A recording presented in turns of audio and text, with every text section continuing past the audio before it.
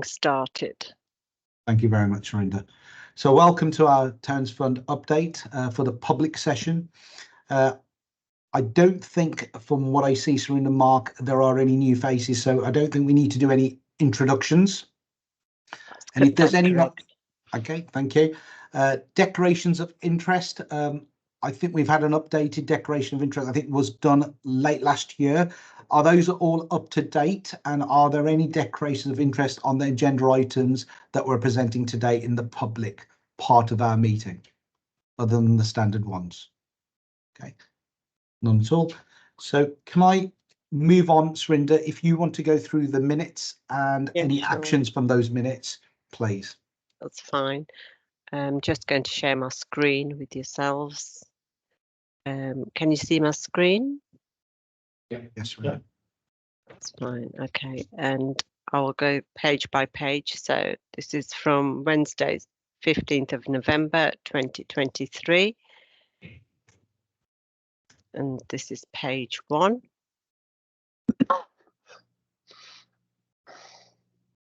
And page 2.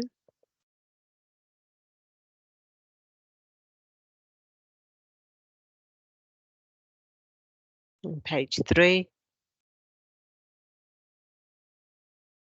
And page 4. Meeting ended at 14:50. Thank you very much, Surinder.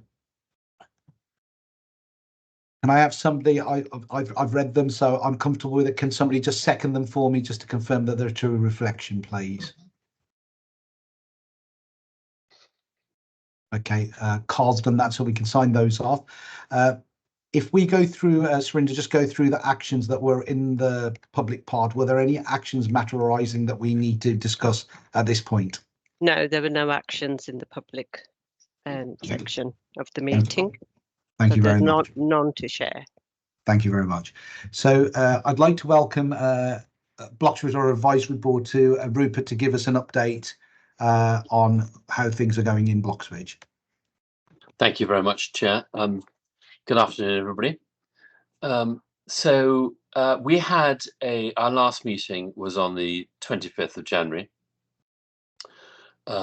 which lasted for an hour and a half, 1 hour and 35 minutes, actually, to be precise. And to give you a quick run through, a very brief run through of what we were updated on.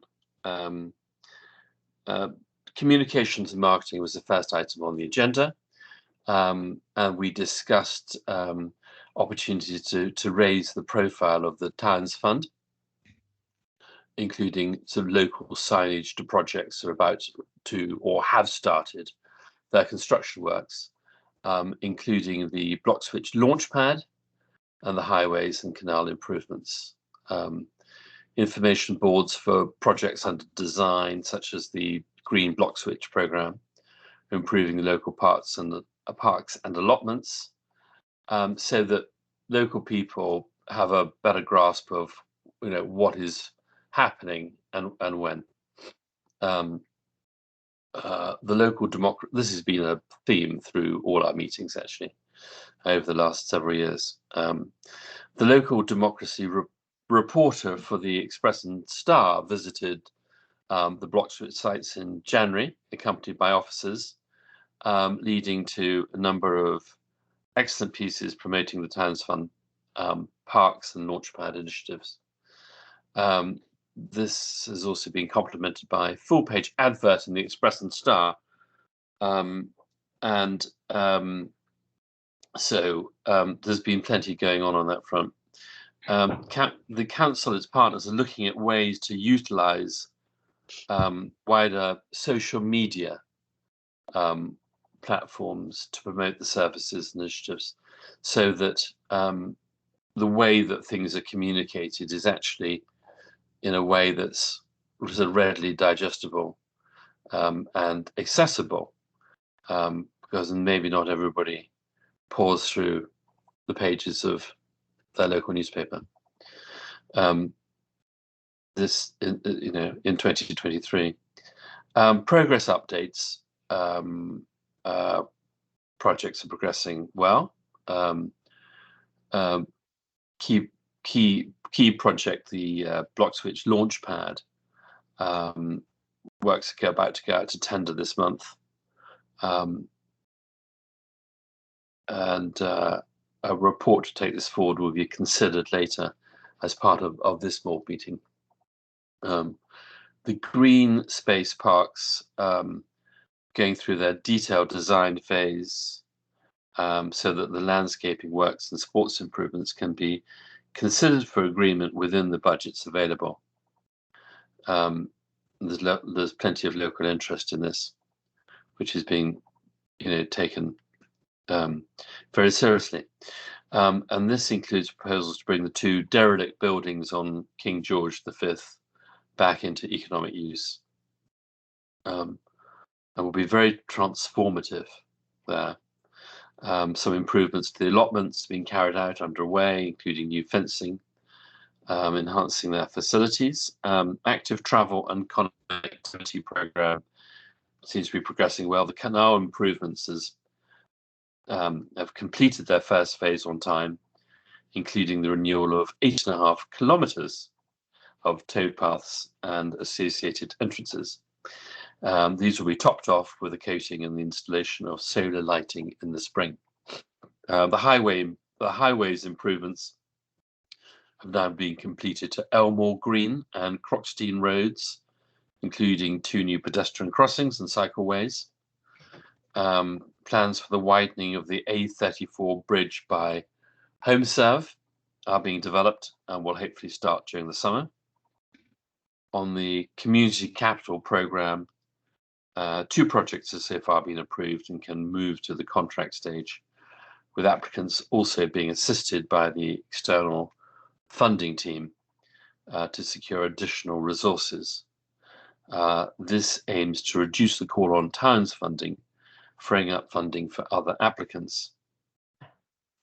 The construction skills through regeneration programme went out to open call recently to attract bids from registered social landlords in Bloxwich. This aims to support improvements to existing housing stock linked to local supply chain procurement and training and apprenticeships. Applications received are being assessed, and those successful will be considered by this board at a future meeting. We are very hopeful about progress and opportunities in that one particularly. Thank you very much. Thank you very much, Rupert. Is there any questions for Rupert around the updates? Thank you very much, Rupert. Yep. So can I ask the Walsall Advisory Board, Carl, to give us an update on the Walsall activities, please? Thank you, Chair. I'm conscious that we've got obviously quite a lot of the potential overlap here with some of the work that's been done in both Walsall and Bloxwich. I'll try not to duplicate where I can. So obviously from the point of view, we met on the 16th of January as an advisory board for Walsall. We had a few actions that were all closed out at that meeting from the previous meeting. It was a good attendance, and as Rupert's already alluded to in his meeting, we did extend it to an hour and a half as well, which we found gave better provision for everybody to have a better understanding of what's going on, detail on the question set. So that time frame has certainly worked better to allow more engagement across the patch for people in all areas. We had the marketing piece. Again, Rupert's delivered that very well, so I won't repeat that, but obviously that overlays into the Walsall aspects of things in terms of the combination of stuff and how we're marketing and getting the messages out there in a multiple of different platforms, from digital to local to press to more traditional methods. So it's really good to see that we are targeting all different fronts, and credit to Natasha and Keith and the team on that front have done a great job. So I won't cover too much more on that because I'm sure there'll be more to cover. We then got into the Verto reporting and risk visibility side of things. So we're starting to now see some of the visibility coming out from the project leads and the teams to understand how the projects are proceeding, both on the financials, some of the blockers in some of the barriers around areas that still remain in terms of issues around planning and things, which are being overcome, which are being addressed by all concerned. But it's it's those things that we need to flag up very early and we need to address as soon as possible so that we can overcome them, mitigate wherever possible, and we don't then end up getting into difficulties with those sort of things. So we have that visibility and that understanding now. We had further updates on the financial position. So again, getting a good understanding where we are on the financials of the projects and the funding and where we are on that side of things. Again, nothing really that flagged out that was causing any alarm bells. Everything was very much within our gift to manage and accommodate accordingly. And then finally, really was just on the project side of things, again, getting into the detail. Again, I don't want to go into too much detail, but from a project point of view and perspective, I suppose the headlines are things like, the progress on the digital hub, progress on the construction skills in terms of getting dates for opening and those aspects. We're in the final stage of a lot of these programs, and in particular things like active connectivity. People are actually starting to see the results of those labours now, which for such a long time has been very much on the planning stages and all those on paper, but it hasn't been in the real world, and we're now starting to see that in various forms, in various guises across all of the projects to some degree. So and I suppose the last thing really just to add was that we planned for the next meeting to get a little bit more understanding with some of the project leads and also some of the working groups around that, some of those reporting and some of those risk elements to ensure that we are all over the projects as we should be. Hopefully that suffices as an update, Chair. I hope. Thank you very much, Cole, for the update. And it's good to hear there's some overlapping and that's working well. Is there any questions for Carl on the updates? Okay. So then can I move forward with marketing and communication? Natasha, do you want to give us an update of where we're at? Yeah, it's sort of been covered already, really, which is good. But I suppose the only thing that's kind of come to fruition since we last met as advisory boards is the Connected Gateway engagement, which obviously isn't a strictly town deal, but it has an impact on some town deal projects. So we're working to make that happen before pre-election period. So we've sort of started to deliver lots of print materials. We've arranged for an in-person briefing event for town centre businesses, which is taking place or will be taking place at the end of the month. And I think in-person briefings have become something that we're kind of looking to do more of. We've got a ambassador briefing on the 15th of March as well, which I think some people that are in this meeting will be coming along to as part of our ambassador programme. And the other thing we've done recently is linking in with the Combined Authority and their sort of independent careers advisors for schools. They deal with all of Walsall's schools, so we're linking in with them to make sure that our sort of regeneration and town deal messaging gets into schools, and they're talking about how that sort of impacts their future and the opportunities in terms of the job market going forward. And that's pretty much it. Thank you very much, Natasha. Yeah, I've got a question from Eddie. Eddie. Yeah, can you just, sorry, I missed the date. Can you just tell me when the date is that you're having the meeting with businesses, and where would I find a list of who's invited? Yeah, so it's all a work in progress at the moment. The date that we've got penciled in is the 26th of February, but we're working towards inviting businesses next week. So obviously we can share that information with you as soon as we've got it finalised.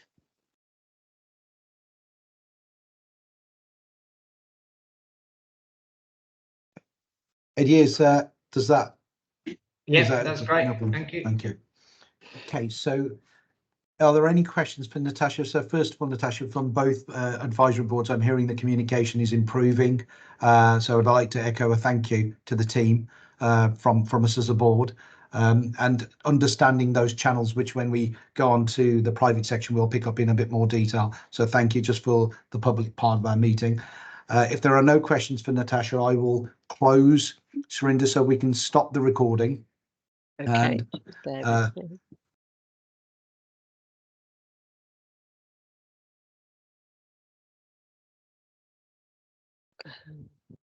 yeah.